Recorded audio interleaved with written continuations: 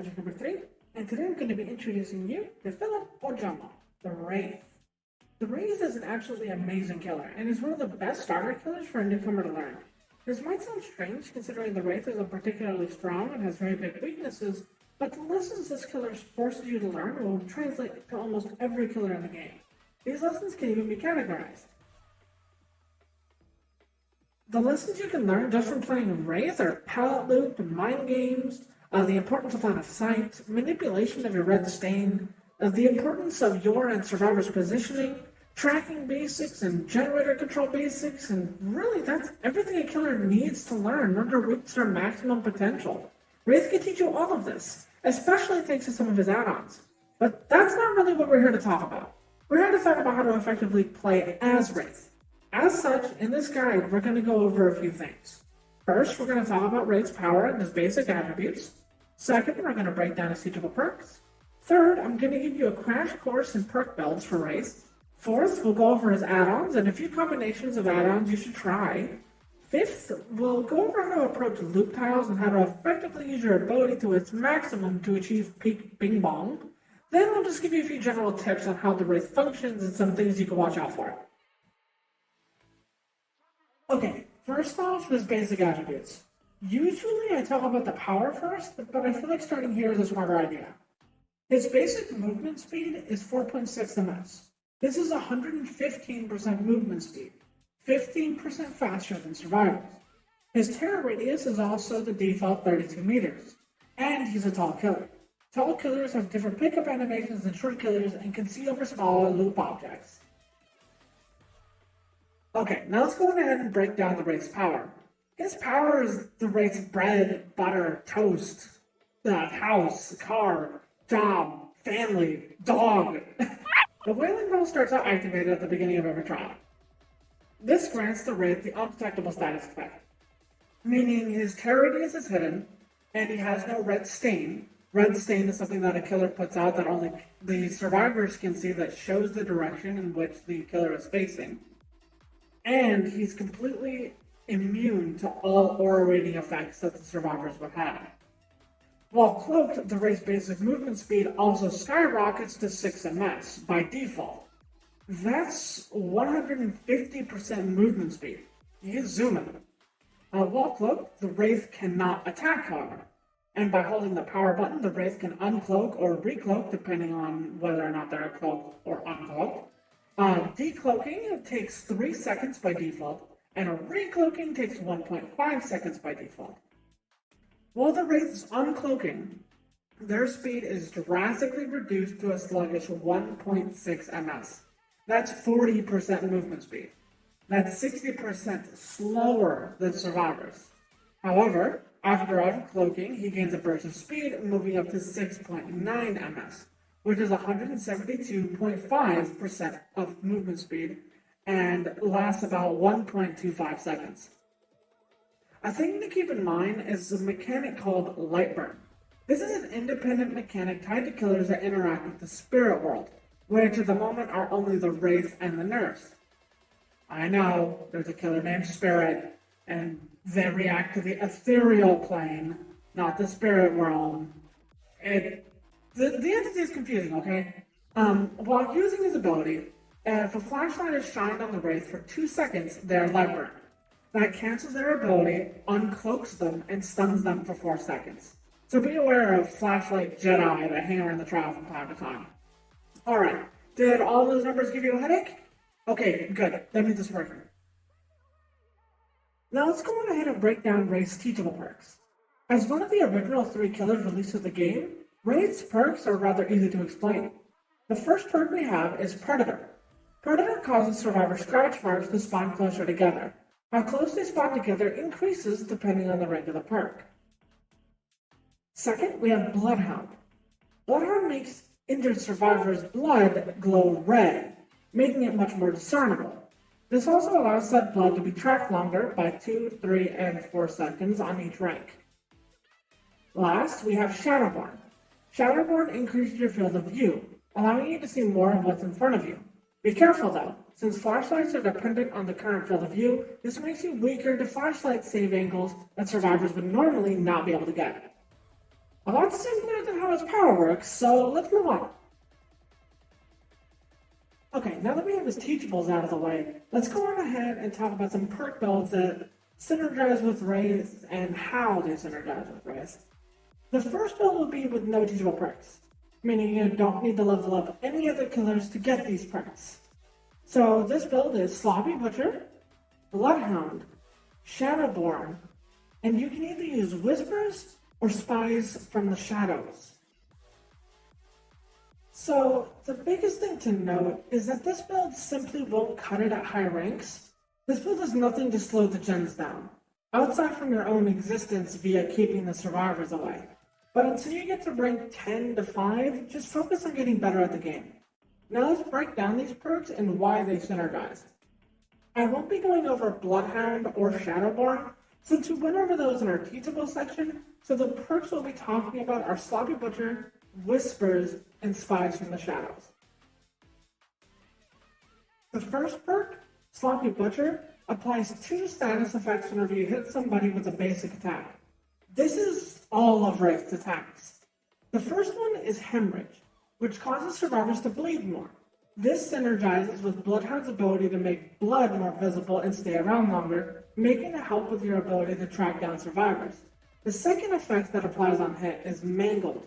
This makes survivors heal slower, slowing down the game a bit if they decide to heal. The second perk we have is Whispers. Whispers will have the entity caress your ear with its loving voice whenever a survivor is within a certain radius of you.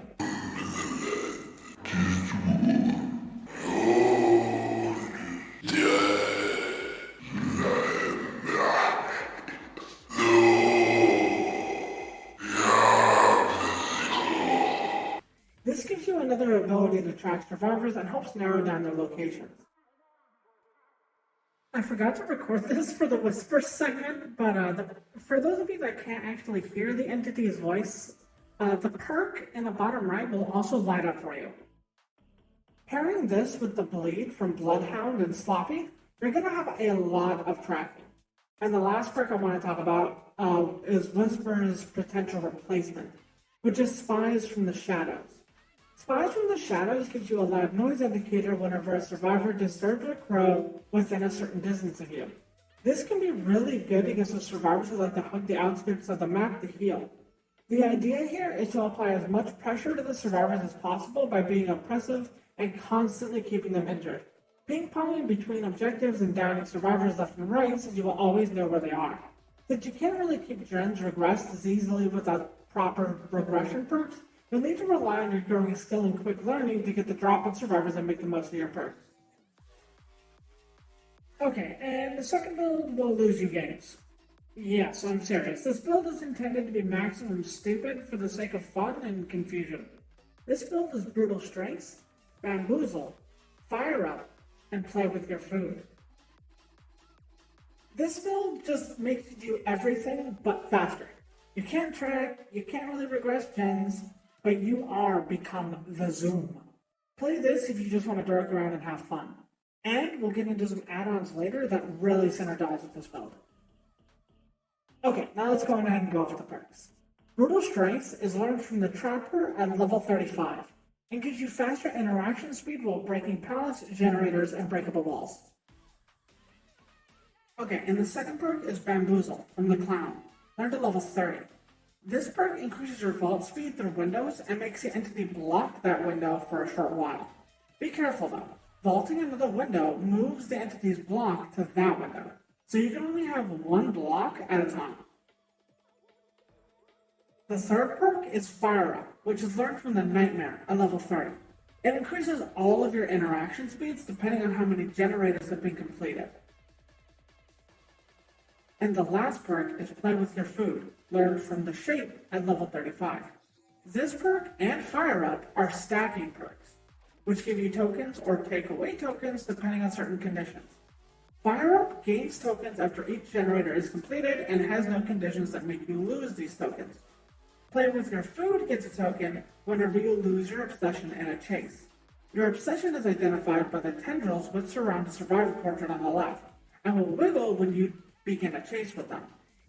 Play with your food tokens, increase your movement speed depending on how many tokens you have, and hitting a survivor will take a token away, and you can only have up to 3 tokens at a time. This perk synergizes with Wraith really well, since you can find your obsession, uncloak to begin a chase, and then cloak again. Cloaking removes your chase, so you can get your stacks super easily. So like I said, this build is not really that great, since you can't really slow down or track or do anything like that. However, it does make for some hilarious moments where you're breaking things and vaulting super fast, and you're just running at the speed of sound, and survivors just have no idea what is going on. But the biggest issue is actually finding them to get them scared of you in the first place. But anyways, let's go on ahead and go on to the next build. So this build is the one I use more often than not, but this is mostly a matter of preference. I personally am able to keep track of survivors based on their movement, and I'm able to identify where teams tend to be high traffic, and identifying which gens they prefer to commit to, etc. Anyways, this build is Enduring, Pop Goes the Weasel, Barbecue and Chili, and Sloppy Butcher. We explained Sloppy Butcher in the first build, so I won't be going over that one here. So the first perk is Enduring, found a Hillbilly, which you learn at level 30. This reduces the duration of pallet stuns. That's it. But since Wraith often likes to mind game pallets, and stuns can buy survivors more time, this perk allows you to really maximize your ability to keep pressure in chase. It also allows you to be more aggressive in chase, since you don't need to respect pallets as much. However, don't think that this helps you at all if you get stunned while cloaked. If your pallet stun out of cloak, you suffer the same effect as Lightburn, dropping you out of cloak and stunning you for a longer duration. You want to use this perk if a survivor is camping a pallet and you need to mind game them by uncloaking out of sight, then using the extra movement speed to rush the pallet, smacking the survivor around the pallet if they miss time or fail to correctly predict which side of the pallet you're going to commit to, and being punished less if you happen to be pallet stunned, allowing you to continue your chase much faster. You also want to start uncloaking towards the smaller sides of loops if you can't drop line of sight. This will give you more time if they just run, or give you an extra chance to get a hit on them if they try to run along the long side of that loop, since you'll have your bonus movement speed. The second perk, Pop Goes the Weasel, learned from the Clown at level 40, offers an incredible amount of pressure. After hugging a survivor, you have some time to kick a generator, immediately making that generator lose up to 25% of its current progress, which is a heavy amount, especially the fewer gens there are. Some survivors will commit a lot of time to a gen that has some progress on it, so by reducing its progress significantly, you can often catch survivors going back to it and heavily abuse that greed in order to snowball around the mid-game. The third perk, Barbecue and Chili, which is learned from the Cannibal at level 35, gives you 2 amazing effects. The first is much needed information, since after hugging a survivor, it allows you to see the aura of any survivor further than 40 meters from you. It also gives you a stacking blood point bonus per unique survivor you hug, so you can't really go wrong with this perk. Using these perks together gives you a lot of pressure, and you can actually swap out Enduring for a different perk like Bamboozle from the Clown, which we talked about in the last build. In fact, Enduring can be swapped out for all kinds of things, since it's not necessarily critical. Consider the Enduring slot a comfort pick, and go about choosing it based on your preference and playstyle. Using these perks together gives the race a lot of chase potential, pressure, and tracking, thanks to slowing the game down a lot. Wraith will test your looping limits and will hopefully give you everything you need to be a successful killer. And this last build is oriented the same way, but instead of needing to worry about kicking gens and getting consistent downs in order to maintain your pressure, you can abuse being a deadly, stealthy nuisance in order to keep survivors away from objects. This perk build is oriented around hexes. Hex perks spawn attached to small totems that spawn around the map, of which there are 5. Survivors can cleanse these totems, and after a hex totem is cleansed, it is no longer available to the killer for the rest of the trial. We're going to take advantage of this in order to give the survivors a secondary objective in order to waste more of their time.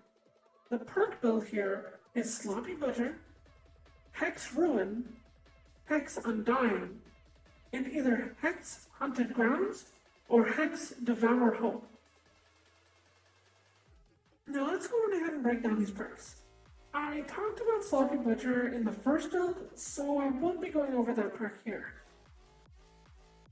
So the first perk we're talking about is Hex Ruin, which is learned from the Hag at level 35. This, of course, powers a Hex Totem, and that Hex Totem regresses any generator that survivors stop working on. It slows the game down via you pressuring gens and keeping the survivors occupied and off of them. The second perk is Hex Undying, which is learned from the Blind at level 40. This Hex reveals the auras of survivors within a certain radius of Dull Totems. Dull Totems are not powered by a Hex perk, but the real benefit of this perk is that any totem cleansed that isn't Hex Undying will be preserved by this totem. Basically, if, say, Hex Ruin was cleansed, instead Hex Undying would be cleansed and Hex Ruin would be moved to the Undying's totem. It helps preserve your totems for an extra use. Now we have Hex Haunted Ground, which is learned from the Spirit at level 35. This perk traps 2 Dull Totems, and if one of these totems are cleansed, the other totem becomes a Dull Totem, and all survivors become exposed, meaning if they are healthy, they will be dropped to the dying state upon being hit by a basic attack. Injured survivors can still be protected by, say, Borrowed Time or Metal Man, etc., etc. And we also have Hex Devour Hope, learned from the Hag after level 40. Devour Hope rewards you for making distance from hook survivors with tokens. If you're outside a certain distance of a hook survivor and they get saved, you gain a token. At 2 tokens, whenever you hook a survivor, 10 seconds after doing so, you gain a haste effect, which gives you bonus movement speed for another 10 seconds. At 3 tokens, Devour Hope will expose survivors, allowing you to down them in the same method as Haunted Grounds. And at 5 tokens, you can kill down survivors by your hand, which is a roundabout way of saying you can morning them. So all of these perks are actually really good. Hex Undying and Haunted Grounds have a really neat interaction. If Haunted Grounds gets cleansed, the totem that would become dull stays lit, and Undying becomes the totem that would have been cleansed, thus giving you another opportunity to use Haunted Grounds to expose all survivors again. And after Haunted Grounds becomes cleansed, most survivors will become much more confident in cleansing totems, which can lead to a very strong snowball effect. Hex Undying also preserves your other totems as well, and Hex Ruin gives you a lot of aggression and can protect your Devour Hope from getting destroyed too early. This build is very solid, but it doesn't offer much to help you in chase. So I only recommend this build if you're confident in your ability to chase survivors effectively and get downs. Ooh, that was pretty intense for the builds. Now we can get into my favorite part of Wraith, the add-ons. All but 2 of Wraith's add-ons are classified as symbols, and those 2 are the Bone Clapper and the Coxcomb Clapper. The Bone Clapper says that the wailing bells sound in distance so survivors can't discern where the bell is coming from. You can use this add-on from around corners so survivors can't tell where you're coming from and get them with a surprise attack. The Coxcomb Clapper serves a similar purpose, as it makes the bell completely silent. Pairing this add-on with any other add-on just makes the Wraith a completely different beast. The wailing bell being completely silent allows the Wraith to basically have Pig's ambush ability with no auditory warning. Wait, why doesn't Pig have an add-on like that?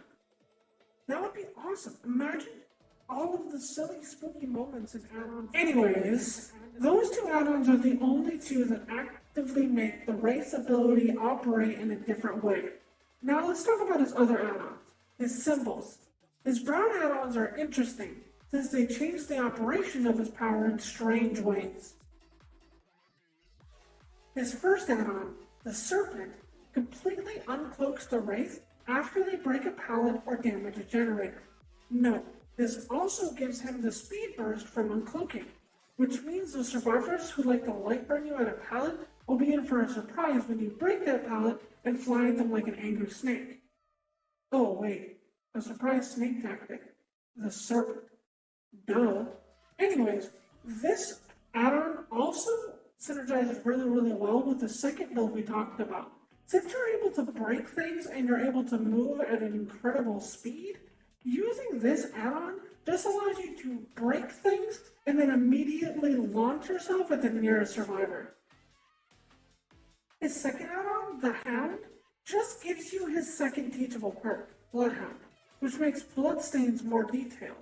It's not very necessary, but it's there if you want to get better at tracking blood without using Bloodhound. The next add-on is the Ghost. It makes us see a red stain in terror radius will remain suppressed for 6 seconds after uncloaking. This is my favorite of the brown add-ons, since it makes it so survivors waiting for your red stain to appear at the last second of your uncloak to mind game you at a pallet won't have that indicator. Other than that, it doesn't have much value. The Beast is a silly one, because it completely changes the way the Wraith is supposed to be played. It makes it so your terror radius is still active while cloaked. Okay, I'm gonna be honest. I had an entire rant regarding not even this add-on, just how the terror radius and everything works. But honestly, because of the fact that while you're cloaked, you cannot initiate chase, a lot of the information that I would have been presenting would have been completely moot for Wraith. And as such, all I'm going to do is I'm going to slack the information on screen here so we can get into the more critical information. So go ahead and pause the video if you want to actually read all this stuff. If not, then I'm just going to slide right into the next thing. The next one's a simple one. The next symbol we have is Blink. Blink reduces how long it takes for the Wraith to disappear. So it reduces how long it takes for you to actually ring the bell to cloak. You can use this to gain really easy distance on a survivor you just hit. Okay, my favorite of the Wraith add-ons is next, and that's Windstorm. These increase the Wraith's movement speed while you're cloaked. The reason why I like this is because 90% of survivors' ability to loop is based on their positioning. So using movement speed to body block a survivor or to prevent them from entering safe zones make these add-ons so invaluable. As we know, by default, a cloaked Wraith moves at 6 ms. The yellow Windstorm add-on increases the movement speed to 6.3 ms, then green to 6.4, and purple to 6.5. So they each add a decent amount of movement speed. And let's not forget, a survivor's movement speed is 4 ms by default. So by default, you're already moving at time and a half of how fast a survivor is. This means each additive Windstorm add-on makes you even faster than that. Basically, a cloaked Wraith moves as fast as a sprint bursting survivor. So, with any Windstorm add-ons, you're moving faster than that. And it's incredibly fun.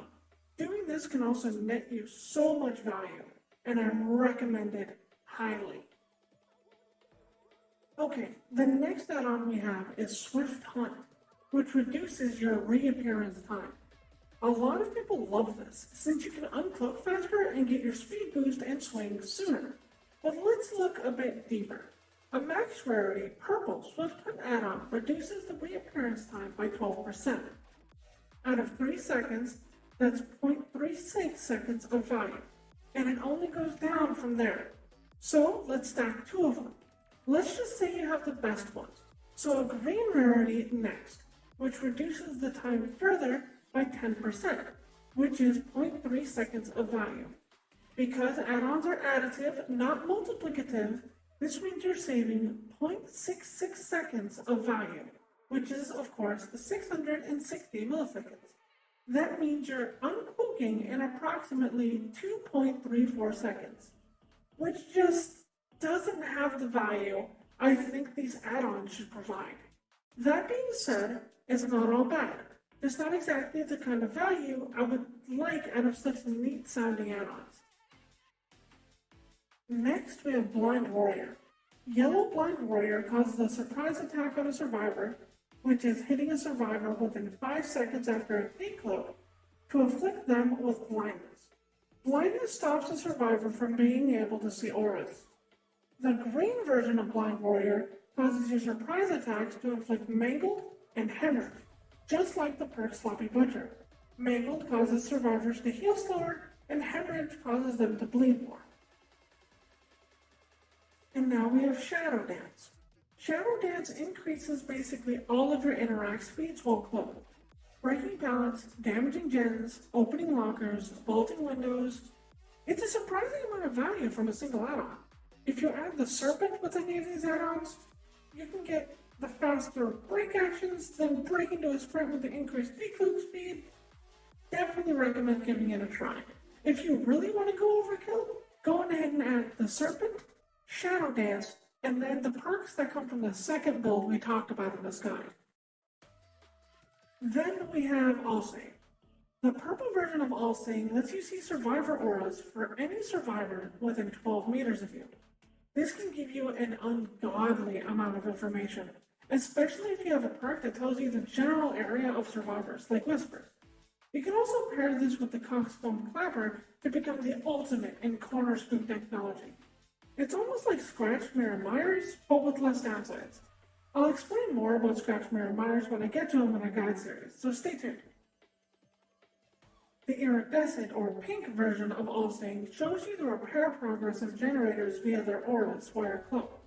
Generators will be white by default, and slowly become red as they're completed. This is a great add-on for new killers since it teaches you how to do proper generator control. Wraith is very diverse thanks to his add-ons, so pair them together in different ways and see which ones really fit into your playstyle.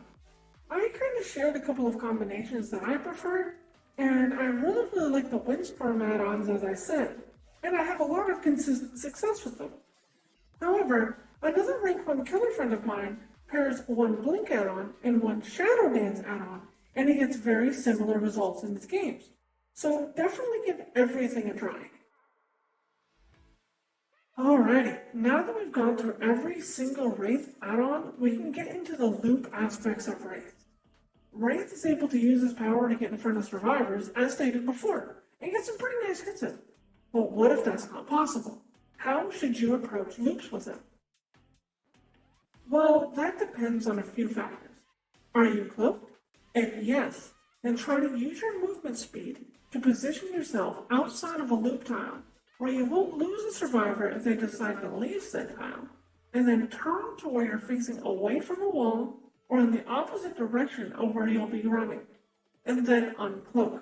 The reason why you face away from the wall or your pathing direction is to try and mind game the survivor into thinking you'll path one way, which forces them to try and make it a safe play and run to where they think you'll be going after the uncloak. This is thanks to your red stain, which shows the survivor where you're facing. You can use this red stain in a lot of confusing ways to really spook survivors into making mistakes. If you're uncloaked, you should just run the tile like normal and force the survivor to throw the pallet in a jungle gym, which is a loop tile with one window and one pallet. However, you don't want to commit to a jungle gym for too long as Wraith. As an M1-oriented killer, he needs to be able to catch survivors in situations where they are weakest. If you ever see a survivor running towards a loop tile, even if they're injured, and there's another survivor nearby who's in an open and precarious place, it's usually better to change targets and get as much damage on the map as possible. Also, try to decloak out of line of sight of survivors, because doing so can make it difficult for a survivor to know where you're coming from and get you some nice sneak attacks in from around corners. Do your best to avoid stuns while you're cloaked as well. If you're ever stunned while cloaked, you'll receive the same effects as Lightburner, stunning you for 5 seconds and dropping you out of cloak. This includes pallet stuns. You can body block a survivor from a pallet, making it easier for you to get a hit on them, but if you position poorly, there's a huge likelihood that you're going to ruin your ability to chase them altogether. Another huge thing a lot of Wraiths struggle with is understanding the entity blocker. This is a mechanic that blocks a window from being vaulted by a survivor if said survivor vaults it 3 times during a chase. Granted, The survivor can vault another window to prevent the entity blocker. But the point here is that said survivor has to be in a chase. While the Wraith is cloaked, they do not trigger a chase. Because of this, the survivor can vault a window as much as they want. Don't let yourself fall victim to being scared to uncloak and miss your movement speed when the survivor is just looping you at windows. Another thing to watch out for are safe loops versus unsafe loops. A safe loop, like a jungle gym or a double long wall pallet, can be looped by a survivor for a long duration due to the killer's ability to outplay or mind game the survivor being very limited. However, there are also unsafe loops. These are small pallet loops and small side pallet loops. The basics of looping will come with experience. However, one thing to identify is the safe loop versus an unsafe loop. Unsafe loops typically have either two short walls on either side of a pallet, one short wall on either side of a pallet, or, of course, the Z wall. The Z wall has two quote-unquote short walls, but honestly, you can lunge the distance of these walls. A safe loop has two long objects on either side, or have two long objects paired with a window, or paired with a window and a pallet, which is known as a jungle gym. Honestly, learning loops requires a lot of experience, as I said, and due to Wraith's limited looping tools, he's great to learn them on, albeit a bit frustrating for new people. Don't let a good survivor get you down, though. Use their experience as a means to get better. Just like how a survivor can't get better at looping without getting chased, you can't get better at chasing without getting looped. Do your best, and you'll be the ultimate Wraith in no time.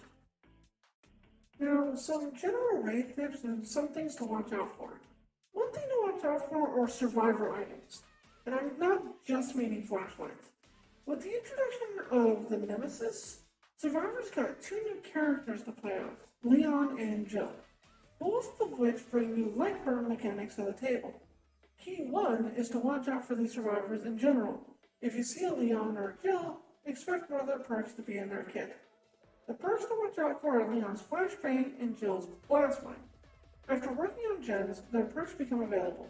Leon can jump into a locker, craft a Flashbang, and have that as a carryable item. He can throw it at the ground, and after a small duration, it explodes, blinding anyone in the area and deafening them. This can also trigger light burn on a cloaked Wraith, stunning you for 5 seconds. So just keep an eye on survivors' hands to make sure they don't have the means to blast you at any second. Jill can place a mine on a generator.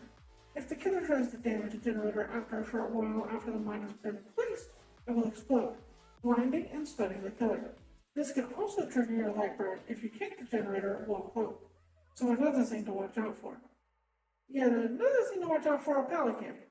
Survivors will sometimes camp a pallet and wait for the killer to come up to it and to get the stun in a chase. You can actually abuse some of these players if they're trying to do it at an unsafe loop. The key is to go to the short side of the pallet and uncloak. If the survivor camps the pallet, they force themselves into a 50-50 situation. Either they guess which direction they're coming from correctly and drop the pallet as you rush in, or they don't and you get a hit. Most smart survivors will realize exactly what you're doing and either run away from the loop or run to the long side wall of the loop to force a change. Just be aware and learn from the survivors as you go.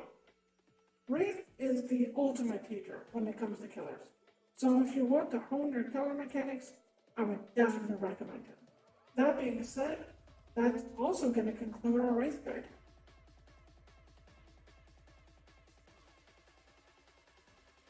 Thank you so much for watching. If you have any questions, don't be afraid to post them in the comment section below. I love interacting with everyone. Dude, you feel that? Sorry, I'm paranoid. Anyway, once again, thank you for watching, and I'll see you in the next guide. Love ya. Oh, god damn it.